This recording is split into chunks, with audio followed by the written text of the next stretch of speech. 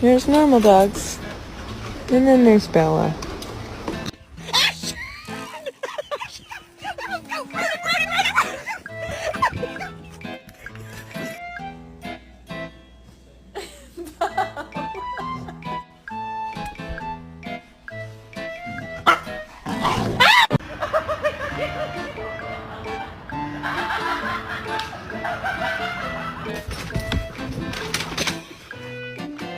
Why are you so afraid of me?